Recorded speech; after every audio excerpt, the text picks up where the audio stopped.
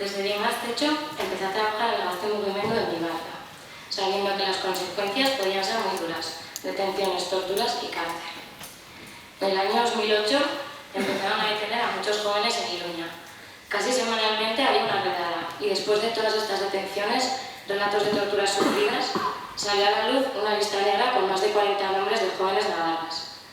Esa lista fue diseñada en comisaría y con un mensaje claro: estábamos en el punto de mira, éramos las siguientes y tarde o temprano nos tocaría. Nos pusimos manos a la obra denunciando esta situación a los 4 vientos. Esta persecución juvenil que tantas compañeras habían vivido ya en su piel y que marcaba que no iban a parar. Estaban dispuestas a detener, torturar y encarcelar a todo joven activo, y lo sabíamos y así fue. Para mí la tortura empezó en aquel año, en el momento que sabes que cualquier día viene a por ti y esperas a que llegue ese día intentando llevarlo lo mejor posible. Esto entra dentro de sus planes: condicionarte tu día a día, debilitarte. Te hacen saber que te están vigilando, te siguen, es parte de su trabajo. Y todo esto hasta un día que decidan que se termina el juego y llaman a tu puerta. Lo peor de todo es que esta situación la vivíamos muchas jóvenes. No sabíamos quién sería él o la siguiente. Y así pasaron 2 años de tener a jóvenes, a compañeras y amigas, y tú ahí, en la calle, sin poder dormir por las noches, alterándote con cualquier ruido, pensando si pasarías de esa noche. Una tensión constante. Yo a veces prefería que la siguiente fuera yo antes de vivir con ese miedo condicionante constantemente. El 16 de diciembre de 2010 vinieron a buscarme a casa de mis burrasos, a eso de las 12:15 de la noche. Tenía 23 años. Estaba despierta en el sofá, algo normal desde hacía un año atrás. Escuché los ruidos de las puertas de los coches, cómo subían por las escaleras, y seguidamente unos golpes en la puerta acompañados de gritos de policía.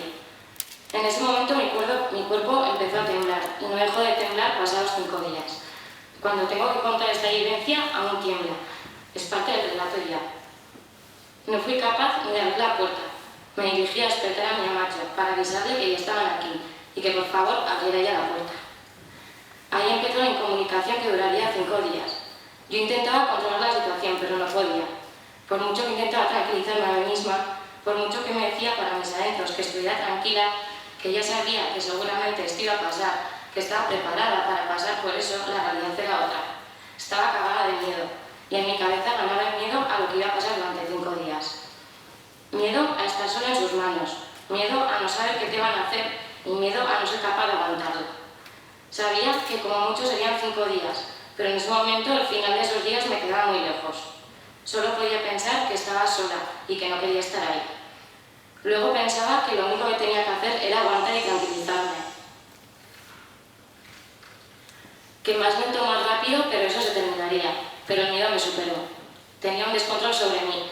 No controlaba lo que pensaba. Demasiadas cosas al mismo tiempo. No sabía qué hora era, qué día era, dónde estaba, quién estaba en los calabozos de al lado, qué estaba pasando. Todo lo que te dicen que te van a hacer, solo oyéndolo se convierte en realidad. En esa habitación todo era real. Por mucho que pensaba que era mentira lo que me estaban diciendo, que no cumplirían con sus amenazas, jamás me hubiera perdonado que le pasara algo a algún ser querido por mi culpa. Y en esa habitación te enseñan que son capaces de hacer muchas cosas sin que les tiemble el pulso. Tu hermana está con tu sobrino en el hospital por tu culpa. ¿Cómo has podido hacer esto a tu familia? Si no nos dices lo que queremos oír, vamos a detener a la madre y a la hermana de tu amigo. ¿Quieres que las traigamos? Todo está en tus manos. Nosotros no te estamos haciendo nada, no te estamos tocando, no te estamos torturando. ¿Quieres ver a tu novio?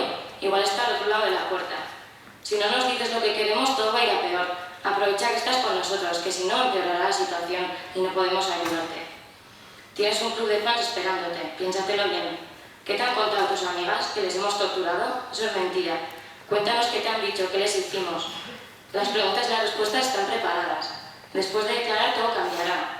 Gritos, mofas, amenazas, burlas, golpes, tocamientos, relatos, pasos, suciedad, gritos de tus compañeras torturadas en la habitación de al lado, interrogatorios constantes, acusaciones, mucha tensión. Estaba esperando que me dieran un palizón, que me pusieran la bolsa, pero eso no llegaba. Y me sentía una privilegiada. No te estamos haciendo nada, no te estamos tocando, no te estamos torturando. Eres muy poca cosa, no vales nada. Me está volviendo loca. Y más amenazas, y más gritos, más zapatos. Bueno, lo de los zapatos es porque siempre llevabas la cabeza agachada, entonces diferenciaba quiénes estaban, si los más amables o los más duros, por los zapatos. Y mucha tensión, miedo y culpa. Tienen impunidad. Lo que pasaba en esa habitación se quedaba en esa habitación. Hacen lo que quieren con tu cuerpo y con tu mente. Salí de ahí y lo único que me rondaba la cabeza eran las palabras vergüenza y culpa. No podía hablar de eso. No fui capaz de relatarlo para interponer una denuncia. Me avergonzaba tanto de mí misma solo de pensar en lo que había hecho, que lo único que hacía era llorar. La gente me decía que no me tenía que sentir así, que no podía hacer otra cosa, que no me sintiera mal. Intentaban ayudarme y justificarme, pero eso me hacía sentirme peor. Y así fue a la cárcel. Estuve 15 meses en la cárcel de Valladolid y salí en libertad condicional pendiente de juicio a cambio de 30.000 euros. Aun y todo, estando en la calle, no era capaz de hacer una denuncia. No quería hablar del tema. No podía oír nada en torno a la tortura.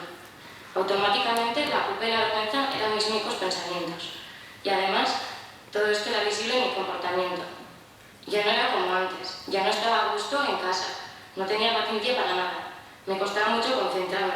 Estaba irritada constantemente. Lo que antes me hacía feliz, ahora ya no. Y no entendía por qué. Necesitaba romper con todo lo que tenía, con mi idea de siempre. Llegué hasta tal punto que no me aguantaba ni yo. Y decidí pedir ayuda y ir a terapia. Tras casi 2 años y medio de trabajo duro, constante y mucho apoyo, fui capaz de hacer un relato e interponer una denuncia. Aunque me costó un montón, porque aunque quisiera no recordaba mucho, tenía muchas lagunas. No recordaba cosas tan sencillas como si estaba en el calabozo con la luz encendida o no. Pensaba que en el coche hacia comisaría iba a mi lado un hombre con gafas, y cuando vi las fotos de mi detención en la prensa, me fijé que era una mujer y sin gafas. Tenía todo mezclado, muy revuelto, y mi mente inconscientemente se resistía a recordar. Lo evitaba de alguna manera, como si quisiera borrarlo para siempre de mi cabeza, de mis recuerdos. Cuando hacía el esfuerzo por recordar todo lo ocurrido, me veía a mí ajena a todo, como si fuera una película que iba pasando y no iba conmigo.